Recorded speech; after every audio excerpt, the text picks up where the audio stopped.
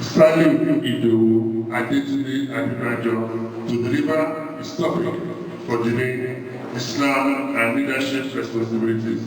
Your Professor.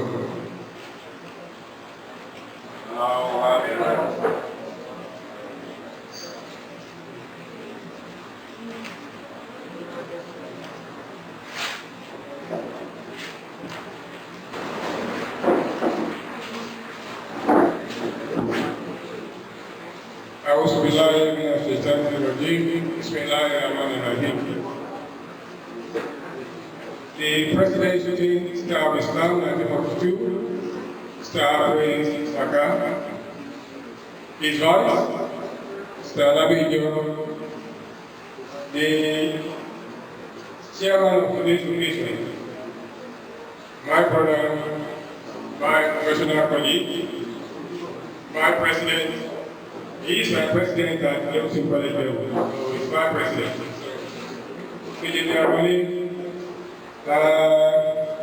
When I asked him to come and share this occasion, he accepted without any major consideration.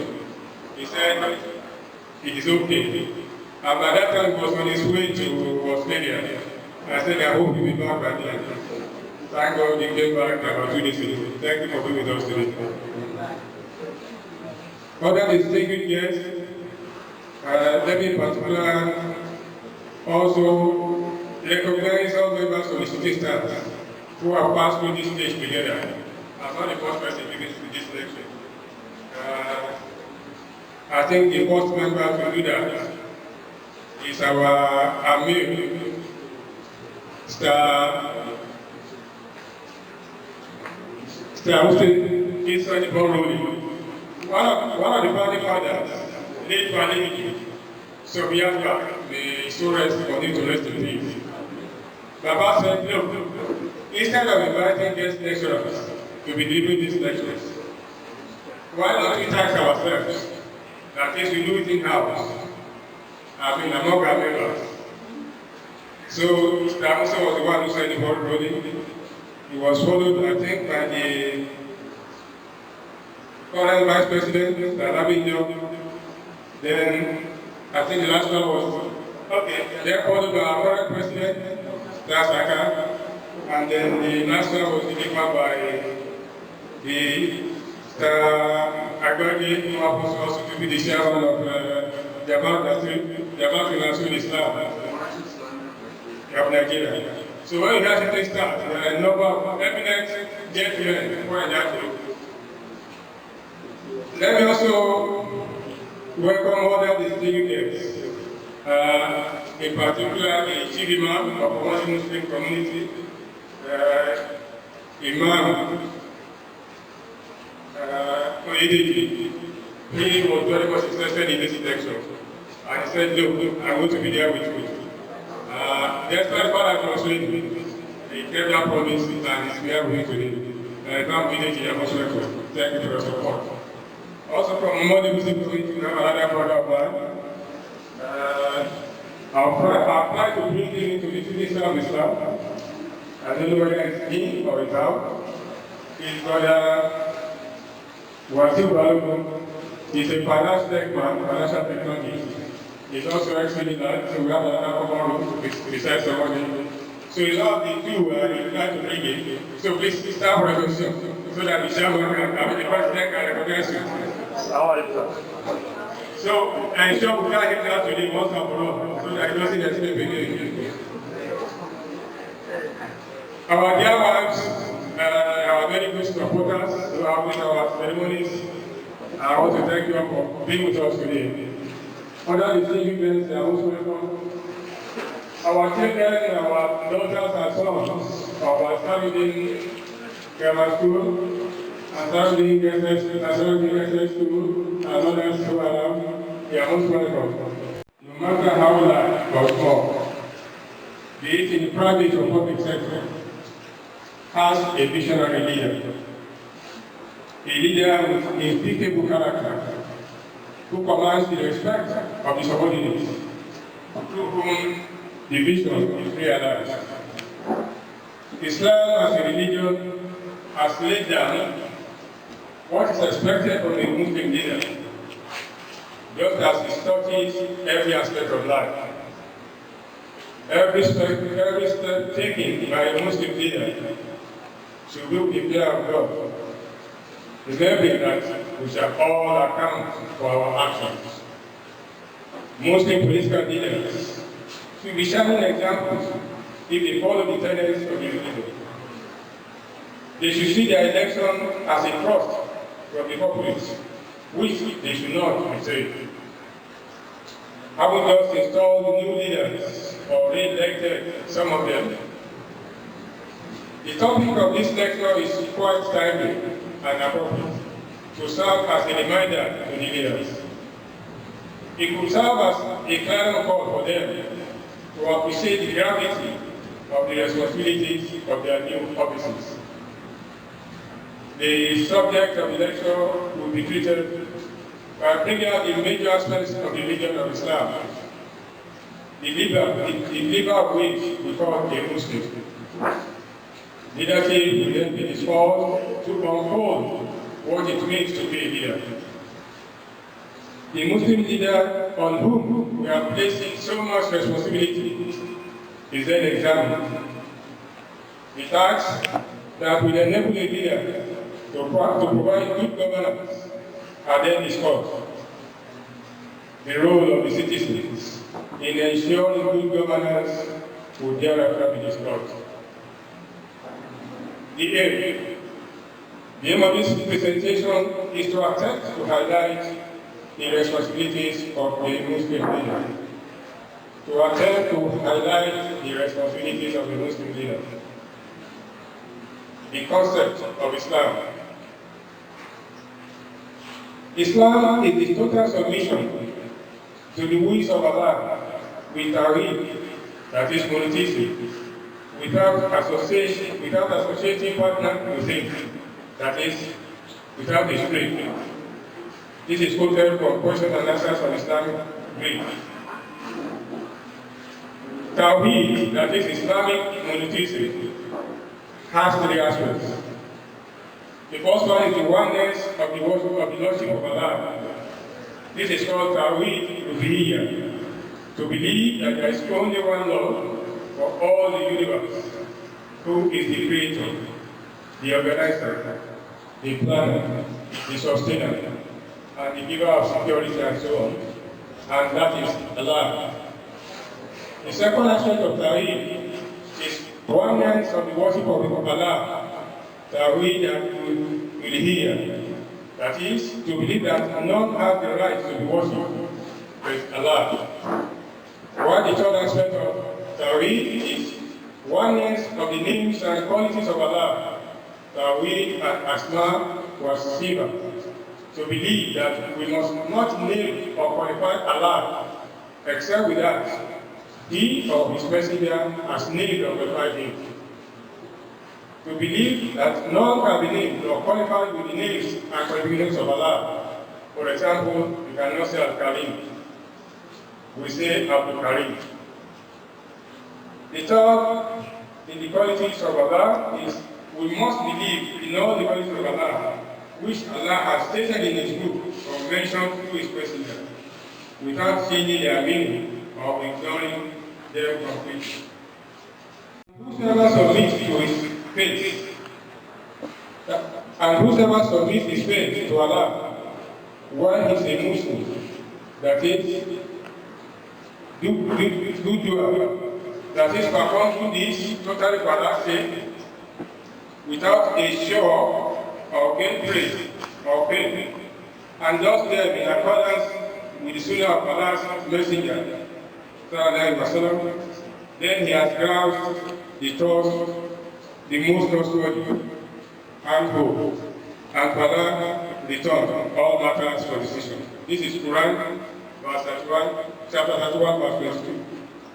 In accordance with the Holy Prophet's answers to the question from the brain, when he was asked about Islam, the Holy Prophet said, and I quote again, Islam, according to the Holy Prophet, is to testify that there is no deity worthy of worship except Allah, and that Muhammad wasallam, is the messenger of Allah.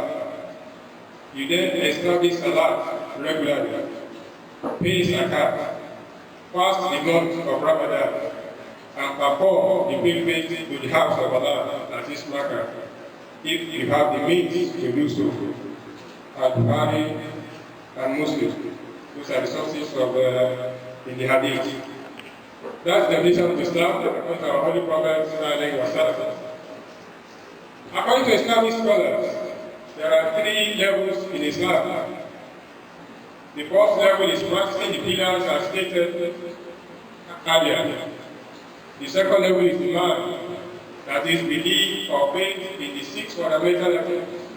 These articles are believe in Allah, believe in the angels, believe in His books, believe in His messenger, believe in the last day, and believe in faith, that is al-Qiyam, both in His good and His evil aspects, that it comes from Allah.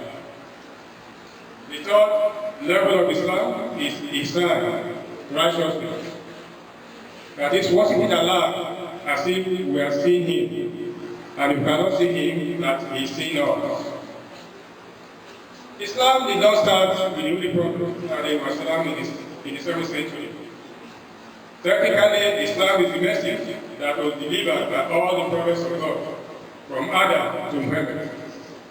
Islam is neither named after a person or tribe, nor does it end with an ism, that is Buddhism, there is no Islamism. Though each prophet had a relatively different law, the essence of the message of Islam was always the same. Now what is that message? Have faith in one God and do good. Islam is not only a religion, but a comprehensive way of life. In Quran chapter 6, verse 38, Allah says, and I quote, "There is not a moving or living creature on earth, nor a bird that flies with its 2 wings, but our communities like you. We have neglected nothing in the book." That is in the Holy Quran. Then come to thy Lord, they all shall be gathered. That is to show that Islam is a comprehensive way of life. That's after compressing that one.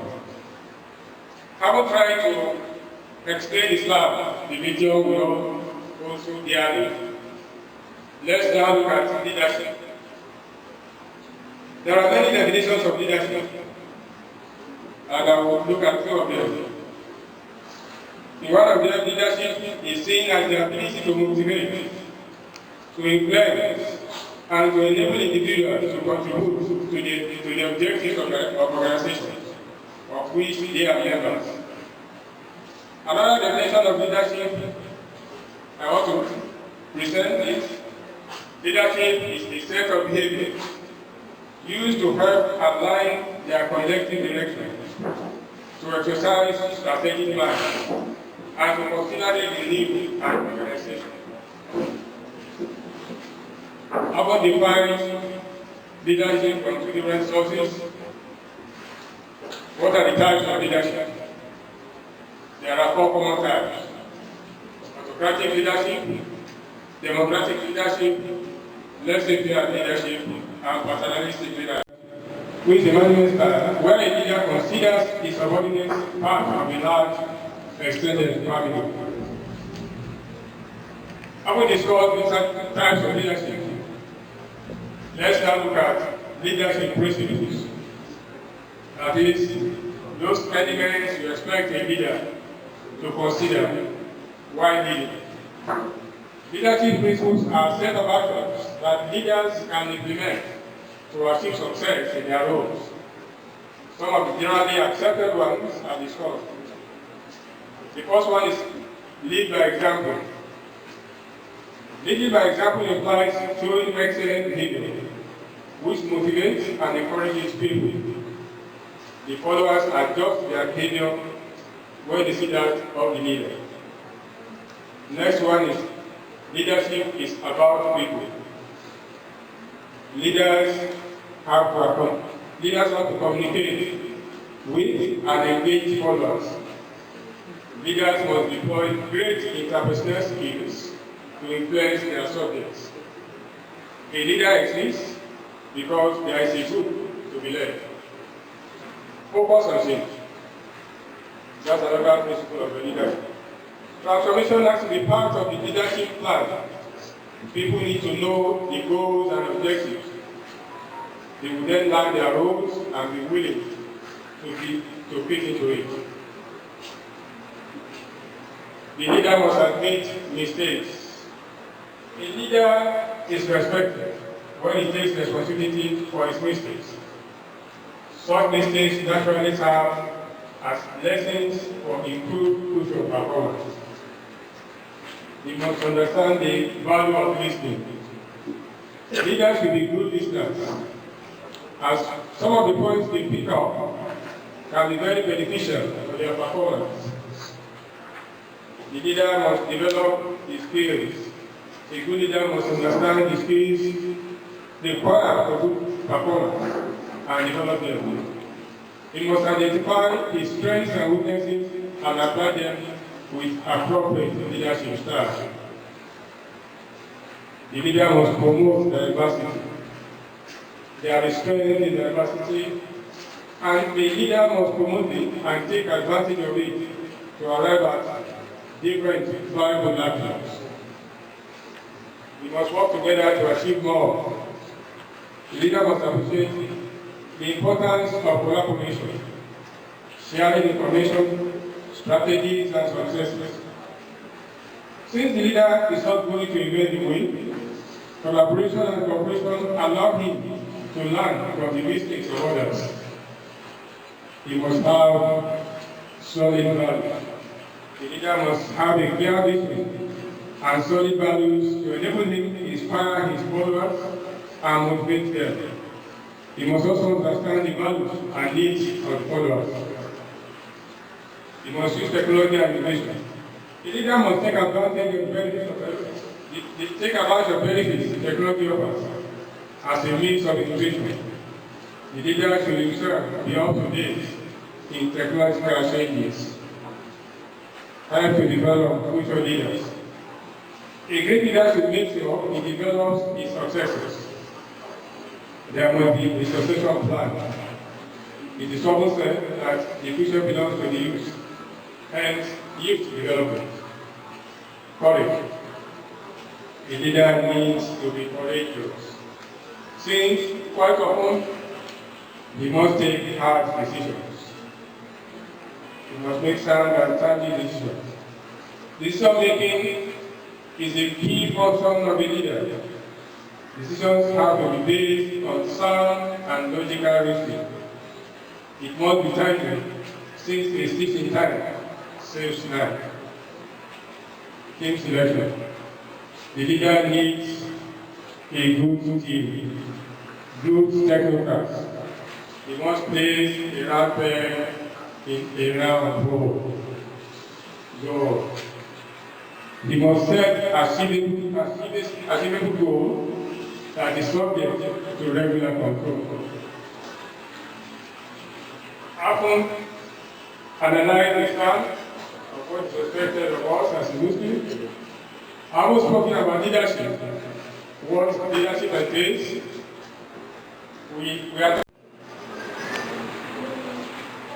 the Muslim aspire for leadership position will have some distinct personal qualities. Some of them are discussed thereafter. One, taqwa. Taqwa essentially means awareness of God or piety. It also is translated as fear of God. The fear of God will no doubt influence his decision making. Patience. He needs to exercise patience and always listen to all changes of opinion. He must exercise restraint in taking difficult decisions. Dependence on Allah. His faith must be strong and must put God first in all his actions. Knowledge and wisdom. He must keep learning. bearing in mind that knowledge is power. He needs to know something about everything. He must then pray for the wisdom of Sulaiman, the spirit of sacrifice. He must learn to sacrifice his self-interest for the common good. His team members and followers will naturally follow suit. Honoring the pledge, he must be a man of his words. The resultant effect of this is loyalty from subordinates and followers. Excellence. He must be a model, first among equals. According to the Prophet, Muslims must appoint a leader during a trip. Select a leader to lead the prayer and choose a leader for other activities. Leadership selection in Islam is normally by consensus.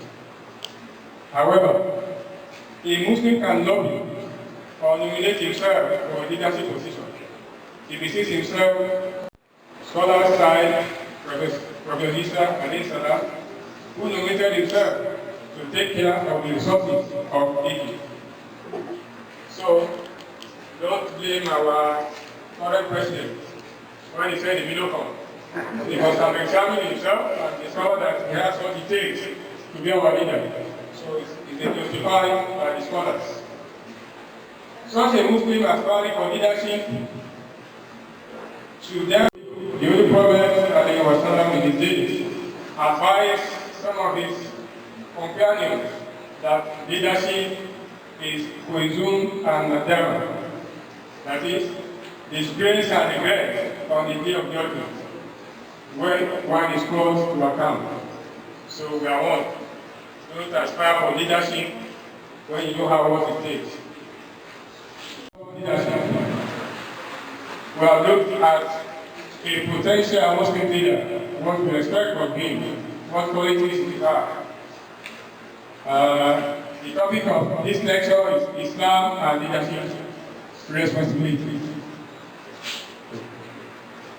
The topic of the lecture is leadership and Islam and leadership responsibilities.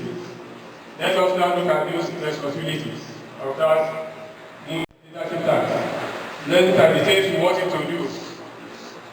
When a Muslim who imbibes all the attributes of a good Muslim, equipped with the principles of effective leadership, is saddled with political leadership, what will be the expectation?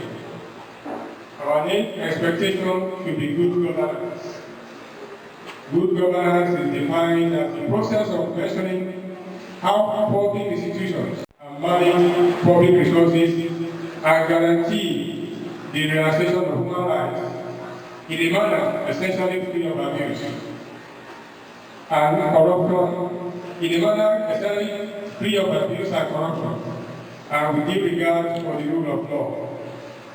Good governance ensures economic growth, political stability, and security. Unfortunately, when people look at good governance, they are not Muslim countries. Even Saudi Arabia is far from the area of good governance. You have Scandinavian countries, Finland, Iceland, Sweden, and so on. We are important Muslims. So we must need to re-examine ourselves what our Muslim leaders do for the Muslim leaders. The first one is security. They should protect the lives and properties of every individual through adequate security measures to drive away both internal and external enemies. In doing this, intelligence networks must be fully utilized to prevent unwarranted attacks. Dialogues. I'm sure if we do this, all the problems we have in the country will be reduced. Both Boko Haram, IPOP, the Northwest bandits and so on, with proper negotiations, dialogue and so on, I think we will save on the expenditure of the next one is participatory administration. It must ensure political appointments are inclusive of different interest groups to give a sense of belonging to all and thus enabling national cohesion. That is, a part of the country must not be neglected. Next is adequate welfare programs. The leader must come up with programs that will make to the people through cheap basic food items, dignity food items is subsidized, cheap clothing, affordable housing, and cheap mass transportation system. Next is special unit programs. We must draw up programs that provide access to quality education for the youth, as well as opportunities. Skill employment will need to be properly managed into various levels of education, so that most of them will not be school and be seeking for white jobs. Next is rule of law. The Muslim leader must ensure the laws of the land are enforced without fear of people, with due respect for human rights. The government on its part must be willing to obey God's ruling with most of our own problems here. So, without certain examples, I'm sure we all know what the government does with court rulings. The next is appropriate appointments. It must place people of appropriate knowledge and experience in various positions for national benefit. Transparency. It must ensure transparency and the government must be prepared for public scrutiny. The Freedom of Information Act must always be respected and complied with. Consensus oriented. Decision making is better through consensus, not the majority, nor or the minority. Responsible. The government must react to the crime at behest of the populace. It behoves the government to see the populace as its primary constituency. The Holy Prophet warned that beware of the supplications of the oppressed, even if he is an unbeliever. For there is no screen between it and Allah.